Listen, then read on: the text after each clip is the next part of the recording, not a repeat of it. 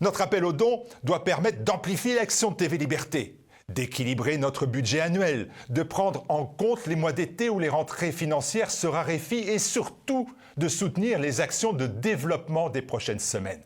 Imaginez un instant que TVL ait la puissance de France 2, TF1 ou BFM. Aidez-nous par un don utile contre le parti des médias. Contre ce parti des médias, prenez le parti des libertés. Aidez TV Liberté.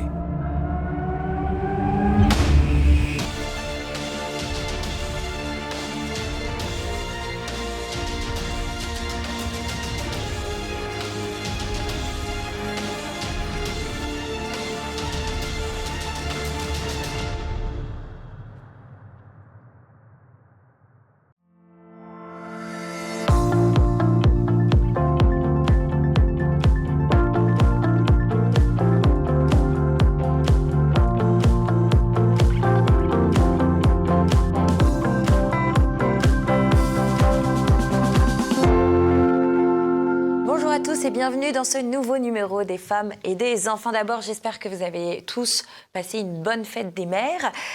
On a un joli programme pour ce mois de juin avec comment devenir une femme quand on est une jeune fille ou une petite fille à partir de 13, 14, 15 ans.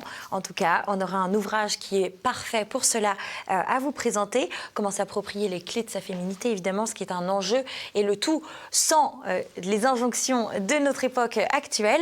Et en deuxième partie, on verra ce que nous dit la science, les études très précises sur ce qu'il faudrait faire avec un bébé, ce qu'il faudrait bien sûr, parce qu'il faut être très bienveillant avec tout ça et les habitudes que l'on a en famille. Et on n'oubliera pas bien sûr la rubrique lecture avec Anne-Laure et Valérie Daubigny. Les femmes et les enfants d'abord, c'est parti.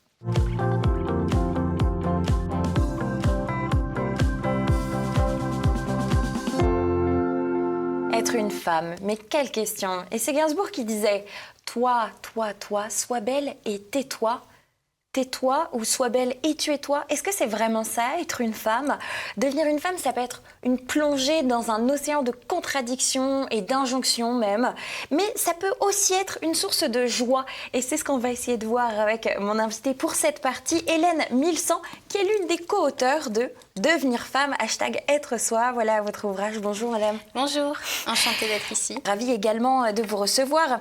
Alors ce livre est à offrir à toutes les jeunes filles par l'équipe du Parcours Graines de Femmes, qui est un parcours qui propose en fait des petites formations pour les jeunes adolescentes, des pistes de réflexion sur la femme et puis des exercices personnels. D'ailleurs, c'est un peu la même chose dans votre ouvrage. Finalement, c'est un gros condensé de cette formation. C'est pour ça qu'il faut l'offrir à tout le monde.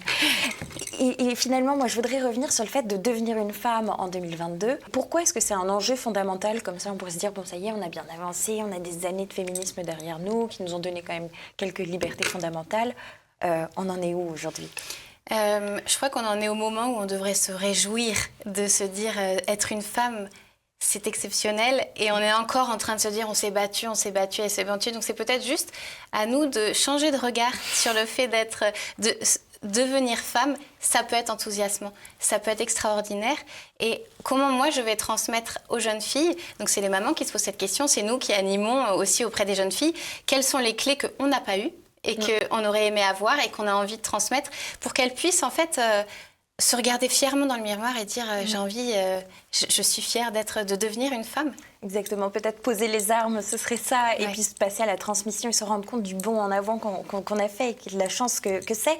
Comment est-ce que justement, en tant que, je pense à une jeune maman par exemple, qui a une petite fille qui commence à devenir un peu adolescente, comment est-ce qu'elle va lui transmettre cette féminité, cette notion de femme qui est essentielle à son développement? Quelles sont les clés pour une maman? Pour des sources. Alors, je pense que la communication, c'est quand même ce qu'il y a d'essentiel. Si elle instaure avec sa fille des moments où elle partage, où elle peut se confier, en fait, elle sera présente pour elle. Mais je pense aussi que la maman doit pouvoir s'interroger sur comment ça a été vécu pour elle, pour pouvoir justement le transmettre à sa fille. Moi, ma maman n'a pas voulu m'accompagner quand j'ai eu mes premières règles. J'en ai souffert. Je te partage ça parce que c'est pas censé être un secret. Et je pense qu'on doit lever beaucoup de tabous. Les mamans, elles ont une responsabilité importante parce que c'était pas la même époque avant. Et peut-être qu'il suffit juste de dire. d'oser dire ce qui n'a pas été bien vécu ou ce qu'il a été, en tout cas lever les tabous pour que, en fait, on crée des ponts avec nos filles et qu'on les accompagne comme ça. Je pense que le meilleur modèle, c'est une maman juste qui a envie de transmettre et qui fait au mieux. Exactement. Dans Graines de Femmes, les mamans, elles sont autorisées à venir ou pas du tout? Non, et souvent, c'est on te dira pas ce qui se passait dedans. C'est vraiment ce côté, on est entre nous, elles sont une dizaine et on va vraiment, c'est sans tabou.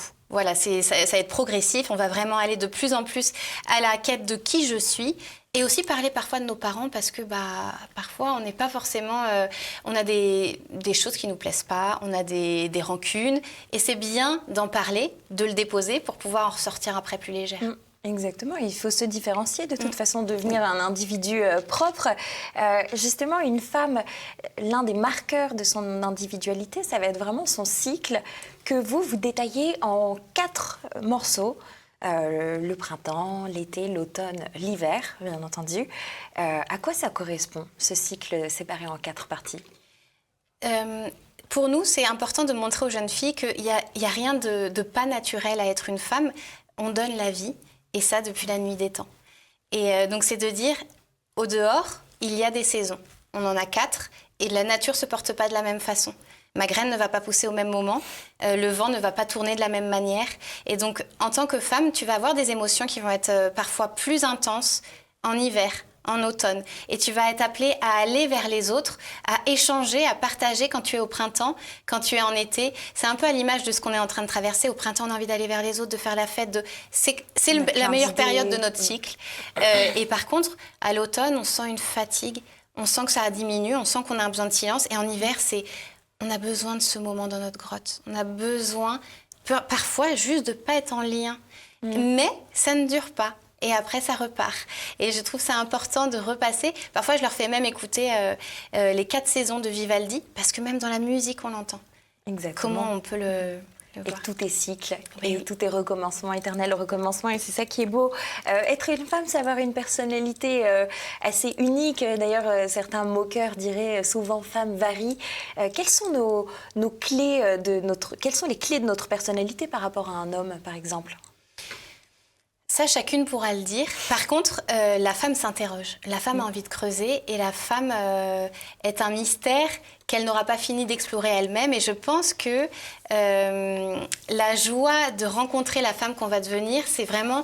Je vais aller à la conquête de qui je suis. Alors un homme pourrait se le dire, un jeune homme, et c'est bon aussi, mais il y a quelque chose de l'ordre de la beauté, de la douceur et de l'autre aussi. On est très en lien. Donc... Voilà, ça se construit, mais c'est un trésor qu'on ne peut pas juste... on n'a pas un manuel pour savoir quels sont les trésors de la femme. Ça va être... Ce serait bien d'avoir un manuel pour tout. Le manuel pour être une parfaite maman, le manuel pour être une parfaite jeune ado, bien dans sa peau, etc. Ce serait drôlement pratique. Justement, vous parliez de beauté. La beauté, quand on est une femme, c'est quelque chose de très subjectif, qu'on nous propose de suggérer, qui est vanté partout sur les réseaux sociaux, qui est même... pas vraiment sans filtre aujourd'hui, à travers les réseaux, encore eux. Comment est-ce qu'on fait pour jouer avec cette carte qui fait partie de la femme, malgré tout, quand on est une jeune fille et qu'on est en train d'apprendre? Je pense que la carte, c'est aussi de dire comment évolue mon corps. Est-ce que j'arrive à voir un petit peu comment il a bougé et comment moi j'ai envie de pouvoir le mettre en valeur, mais avant de pouvoir le mettre en valeur, qu'est-ce que j'ai envie de mettre en valeur? Oui, c'est ça. Et de pouvoir le regarder. En fait, il n'y a pas une femme qui n'est pas belle. Et je trouve que c'est vraiment difficile aujourd'hui pour les jeunes filles de les entendre parce qu'on a l'impression qu'il y a les belles et il y a les moins belles. Tu es belle parce qu'à l'intérieur de toi, tu as quelque chose d'unique, tu as quelque chose que personne ne pourra offrir au monde, que toi. Regarde. Et en fait, c'est juste remettre des paillettes dans leurs yeux en disant « mais t'es magnifique ». Par contre, après, il y a la mode, il y a les réseaux, il y a tout ça et comment elle va faire son chemin là-dedans, ça c'est... Je pense qu'elles ont besoin d'être accompagnées quand même. dans tout ça. Une maman pourra dire de façon bienveillante, viens, on va faire des courses, mais c'est difficile aujourd'hui de savoir le regard des hommes parfois qui peut Bien sûr. pas être ajusté du tout. Notamment à l'adolescence, en Oui. plus avec le décalage de maturité qui se fait. Ah tiens, elle a des seins, elle. Mais elles ne s'en rendent pas Voilà. forcément compte Bien parce qu'il y a sûr. encore parce qu'il y a eu parfois des papas qui violemment retirent la fille d'une piscine. En fait, je pense qu'il faut remettre de la douceur et en disant tiens, regarde, viens, on va choisir ensemble. Je vais te montrer aussi. Mais oui, il faut faire un pas de côté par rapport à la beauté industrielle qui nous est montrée et qui n'a pas d'âme. Finalement. Exactement. On pourrait peut-être même dire d'ailleurs, il y a la beauté et il y a le fait de rayonner. Oui. Comment est-ce qu'on fait pour respecter notre corps de femme, pour apprendre à respecter cette merveille qu'on est?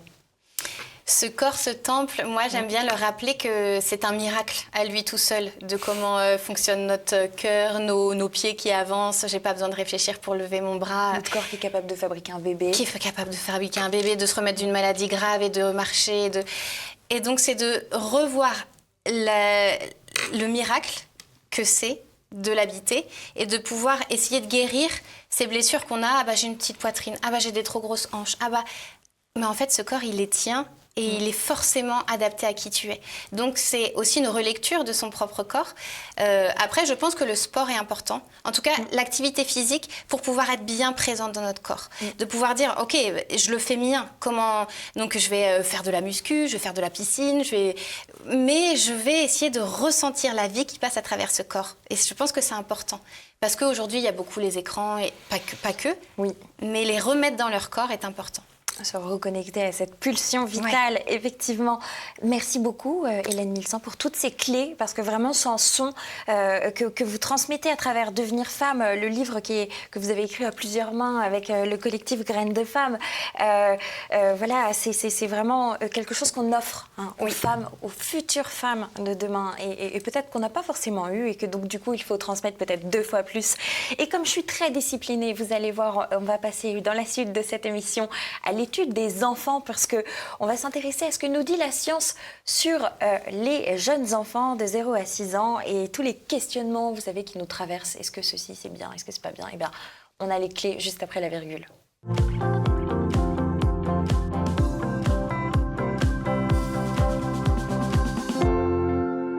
Eric Gustafsson, bonjour. Bonjour. Alors, vous êtes éthologue et chercheur en psychologie du développement. Merci d'être avec nous par Skype. Et vous êtes avec nous aujourd'hui pour faire un point scientifique, on va insister sur ce point-là, sur ce que nous dit la science à propos des bébés et des jeunes enfants. Et c'est d'ailleurs l'occasion de présenter le livre que vous avez écrit à ce sujet, La science au-dessus du berceau, la recherche au service des 0-6 ans. C'est aux éditions Max Milo. Et vous vous appuyez dans ce livre sur plus de 1500 études et recherches scientifiques sur la question du développement de l'enfant, sur les pleurs, le sommeil, etc. Alors, justement, quand on est néophyte, comment est-ce qu'on doit se positionner quand on tombe sur un article scientifique? Est-ce qu'on doit lui faire confiance à 200%? Oui, ça c'est une très bonne question. Donc, effectivement, face à un article scientifique, c'est bien en général de garder la revue, si c'est une revue de qualité, si il y a des conflits d'intérêts dans l'étude, le type d'étude dont il s'agit, si c'est une étude observationnelle, une étude randomisée contrôlée, la taille des échantillons. Enfin, il y a tout un tas de critères qu'on peut prendre en compte pour évaluer la qualité d'une étude. Après, évidemment, ça demande du temps, ça demande des connaissances. Aussi, souvent, les études sont en anglais. Donc, en cas d'incertitude, c'est bon d'échanger avec son pédiatre si on veut avoir un avis sur une étude qu'on a du mal à évaluer nous-mêmes. Alors justement, vous parlez des conflits d'intérêts, c'est assez fréquent ça, on en retrouve souvent au niveau des laboratoires, etc. Ça peut arriver sur certains sujets qui demandent des moyens, des grosses études. Alors, on peut penser par exemple au cas des études sur les ondes électromagnétiques qui demandent des énormes échantillons. Vu qu'en général, si on voit les cancers, c'est que des choses très très rares, donc ça demande des échantillons énormes, donc ça demande beaucoup de moyens et souvent elles sont financées au moins en partie par l'industrie des téléphones mobiles, par exemple. Donc oui, il y a certains sujets comme ça où qui sont malheureusement entachés de conflits d'intérêts. Alors, Et on va rassurer peut-être les parents tout de suite. Est-ce qu'on a besoin de tout savoir pour se lancer et élever des enfants? Non, mais non, bah, bien sûr, on peut. Heureusement, on a toujours fait des enfants, on est toujours là depuis des siècles, bien avant que la science n'existe. Mais pour prendre des bonnes décisions, ça aide pour évaluer les coûts et les bénéfices. Lorsqu'on a des choix à faire en tant que parent, eh bien, ça peut aider d'avoir accès aux études. Ça augmente la probabilité de faire les bons choix, on va dire. Oui, surtout quand on a parfois des conseils assez mal avisés. Je pense qu'en tant que parents, on a tous été confrontés à ça. Justement, l'instinct et les mœurs d'aujourd'hui vont plutôt être tournés vers ce qu'on va appeler le maternage proximal. Donc, ça va être beaucoup d'entourage pour son enfant. Ça va être du cododo, par exemple, un allaitement long, des méthodes éducatrices bienveillantes. Est-ce que les parents d'aujourd'hui, ils font mieux que ceux avant ? Et si oui, pourquoi? Ça, c'est, je pense, tous les parents ont toujours fait de leur mieux avec les connaissances qu'ils avaient à leur disposition. Donc aujourd'hui, on a plus de connaissances, donc c'est facile de mieux faire. On a accès, par exemple, si on peut pas allaiter, on a accès à du lait en poudre d'excellente qualité, alors que nos parents, évidemment, avaient accès à des alternatives de moins bonne qualité. Donc, disons, il y a plein de facteurs à prendre en compte. Voilà, la bonne nouvelle, c'est ça, c'est que la science évolue, les connaissances évoluent, les techniques évoluent. Donc, c'est plus facile de faire les bons choix dans plein de domaines. Mais évidemment, on est aussi dans un monde beaucoup plus incertain que celui de nos parents. On ne sait pas de quoi demain sera fait. Le monde dans lequel nos enfants devront grandir, devront vivre dans 30 ans, 40 ans, 50 ans est extrêmement incertain. Donc, c'est très dur d'évaluer, en fait. Alors justement, dans votre livre, on peut se positionner de façon assez précise selon les thématiques qui nous intéressent, puisque vous avez sectionné le chapitrage de la façon suivante, avec des parties sur l'alimentation de la femme enceinte, le mode de sommeil du bébé. Et puis, d'ailleurs, certains des sujets que vous développez sont sujets encore aujourd'hui au débat, et parce qu'ils touchent notamment à de l'intergénérationnel. Et je pense que ça, c'est une des clés, en fait, parfois de l'incompréhension entre certains parties, dirons-nous. Par exemple, la position du sommeil du bébé. Moi, par exemple, ma mère m'expliquait qu'on lui avait recommandé au tout début, quand elle a eu ses premiers enfants, de les coucher sur le ventre. Or, aujourd'hui, on conseille de positionner le bébé sur le dos. Pourquoi est-ce qu'il y a eu cette différence en quelques années ? Ah oui, c'est vrai que souvent certains bébés ont l'air dorment mieux en fait quand ils sont posés sur le ventre, mais on a remarqué maintenant avec les nombreuses études épidémiologiques qui ont été réalisées, parce qu'on a plus de moyens, parce que la science avance, on s'est aperçu que ça augmentait les risques de mort subite du nourrisson. Donc maintenant, les recommandations sont de coucher l'enfant sur le dos. Alors évidemment, c'est parfois un peu contre-intuitif pour les parents parce que l'enfant dort un peu moins bien, il dort un peu moins profondément, mais justement, c'est aussi pour ça que ça diminue les risques de mort subite du nourrisson. Donc à court, moyen et long terme, c'est mieux. Oui. Et puis, de toute façon, quand l'enfant dort un petit peu moins bien, je rappelle que vous avez un chapitre vraiment très exhaustif sur les listes des petits conseils qu'on peut essayer, qu'on peut tenter en tant que parent pour régulariser un peu tout ça. Il y a un autre point que j'ai trouvé très amusant à soulever. Donc, bien sûr, vous rappelez les conseils de base sur la consommation d'alcool pendant la grossesse et même d'aliments, en fait, quand on est enceinte et quand on allaite. Mais encore une fois, si on revient quelques années en arrière, moi, je sais qu'on conseillait à ma grand-mère de boire de la bière pour lancer son allaitement. Qu'est-ce qui s'est passé au niveau scientifique ? Alors, au niveau scientifique, on sait que la consommation d'alcool est assez même modérée et néfaste pour, en fait, même la mise en place de l'allaitement, c'est pas bon, ça favorise. On sait que même modéré, ça favorise les troubles du comportement, des retards de développement, des troubles de l'apprentissage. Donc, on déconseille fortement la consommation d'alcool. Mais on sait que la bière, dans l'orge contient une molécule qui favorise la montée de lait. Donc, on peut encore entendre ça, effectivement, que boire de la bière favorise la montée de lait, ce qui est vrai dans un sens, mais l'alcool a un effet négatif. Donc, ce qu'on peut conseiller aujourd'hui, c'est de boire éventuellement des bières sans alcool, qui auront les effets bénéfiques de l'orge sans les effets négatifs. D'ailleurs, justement, si je reviens sur ce point alimentaire et dans ce qu'on consomme de façon générale, dans votre livre, vous précisez à un moment qu'il faut manger du poisson, mais qu'il ne faut pas en manger parce qu'il faut faire attention aux poissons qui peuvent être toxiques et contenir des métaux lourds. Tout est une question d'équilibre, en fin de compte. Bah, c'est ça, donc dans le livre, je propose certains, c'est ça, il y a certains poissons qui sont riches en oméga 3, ce qui est bon pour le bébé, mais qui sont pauvres en mercure. Donc il y a certains poissons qui sont préférables, oui. Donc ouais, rien n'est simple. Rien n'est simple, exactement. Alors vous qui êtes papa vous-même, d'ailleurs vous le précisez en début de cet ouvrage et ça vous a aidé à l'écrire, quel est le meilleur conseil scientifique que vous pouvez livrer aux parents d'aujourd'hui ? Le meilleur conseil, ça dépend des problèmes auxquels on peut faire face. Mais je dirais d'un point de vue plus général, c'est bon de faire preuve d'humilité face à nos intuitions. On peut être porté en tant que parent. Certains parents vont être pour laisser pleurer les bébés, d'autres vont être non, au contraire, il faut faire du cododo, il faut les porter tout le temps. Certains parents vont être pour le lait maternel, donc pour le biberon. Certains vont être pour boire de l'alcool avec modération, d'autres pas du tout. Certains vont être pour la fessée, d'autres contre, etc. Donc, il faut être très prudent face, je pense, à nos intuitions. Disons, il y a des études qui existent. Moi, quand j'ai écrit le livre, j'ai été surpris. Enfin, je voyais bien, il y a plein d'études qui allaient contre mes intuitions, en tout cas des pratiques que je pouvais faire à la maison. Donc, c'est bon de se faire preuve d'humilité, c'est bon de faire preuve de rationalité, de regarder ces études.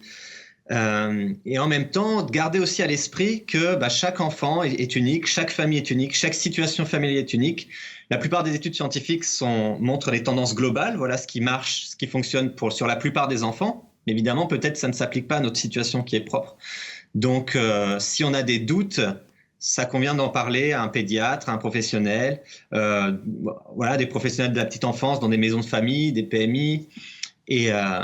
Et puis, de manière générale, oui, faire preuve, vu que chaque situation familiale est unique et différente, faire preuve de bienveillance envers nous-mêmes et puis envers les autres aussi.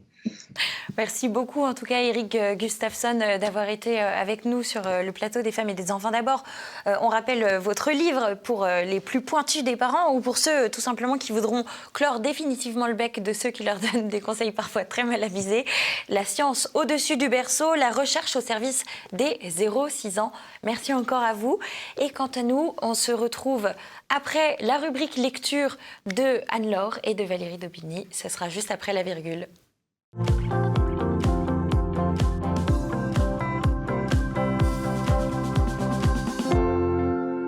Aujourd'hui, nous partons en mer, et nous partons en mer avec un corsaire, le plus célèbre corsaire de Saint-Malo, j'ai nommé Surcouf. Voilà la couverture de ce nouvel album, paru donc aux éditions jeunesse de la Nouvelle Librairie. Il est écrit par un binôme que vous aviez déjà rencontré avec l'album sur Napoléon. J'ai nommé donc Clotilde Janin pour écrire cette histoire et Cyril Flotta pour l'illustrer. Alors cet album va donc vous raconter aux enfants, alors à partir de 8 ans, parce que le texte est un peu plus long, la vie animée, bien sûr, de Surcouf, avec de magnifiques illustrations, un peu dans le mode roman graphique, mais c'est pas de la bande dessinée du tout. Hein. Vous avez les enfants vont se régaler sur ces bateaux extraordinaires. Et donc, on commence par voir Surcouf, bien sûr, petit mousse, et puis apprendre son métier de la mer. Hein. Apprendre, il va devenir lieutenant, puis capitaine. Il va enfin avoir ses propres bateaux, et il va bien sûr mener la vie dure aux Anglais. Ça, c'est vraiment la vie de Surcouf, c'est ça, c'est mener la vie dure aux Anglais et de rester seul maître à bord, ce qui est assez intéressant d'ailleurs, parce qu'il va même refuser finalement d'entrer dans le jeu de Napoléon, qui lui aurait bien donné un poste vraiment important dans la marine. Non, moi ça ne m'intéresse pas. Je veux d'abord attaquer les bateaux de commerce et puis je vais me débrouiller tout seul. Donc c'est assez amusant et c'est évidemment toujours très animé, comme dans tous les récits de Clotilde Janin. On le voit débarquer à Java aussi, notre Surcouf, et échanger son foulard avec un chef un petit peu menaçant. Ça se passe pas trop mal quand même. On a évidemment cette belle formule de Surcouf quand il affronte les Anglais. L'Anglais lui dit « Vous, les Français, vous vous battez pour de l'argent. Nous, nous combattons pour l'honneur. Que voulez-vous, mon ami, répond Surcouf moqueur. Chacun cherche ce qui lui manque. Donc voilà, c'est un album qui est vraiment rédigé pour les enfants à partir de 8 ans, qui se termine d'ailleurs par quelque chose d'assez amusant, par un drapeau pirate. Alors ce drapeau pirate nous a bien amusés, parce qu'on a dû quand même faire des recherches historiques importantes. Un corsaire n'est pas un pirate, et pourtant, un jour, Surcouf s'est amusé, hissant ce pavillon à tête de mort. À la fin de l'album, on a une petite chronologie sur la vie de Surcouf, et puis l'explication justement, corsaire ou pirate, ça n'est pas la même chose. Voilà, donc les enfants à partir de 8 ans vont se régaler à partir en mer avec Surcouf, et peut-être, pourquoi pas, devenir eux aussi un jour des marins indomptables. Bonne lecture.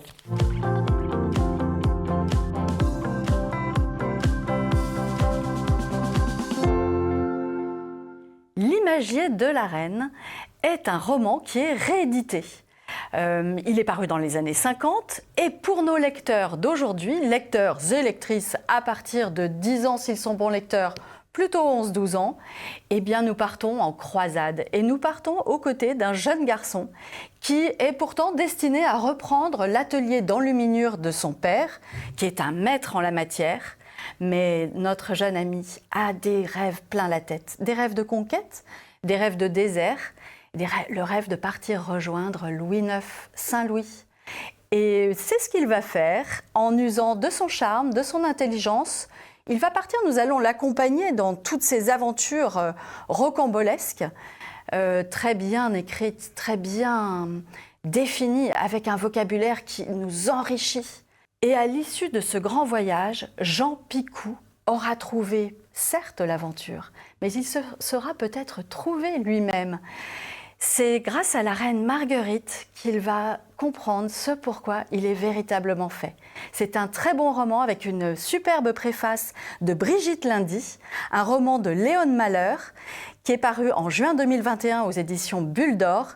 Il comporte 146 pages, coûte 11 € et je vous le recommande chaleureusement.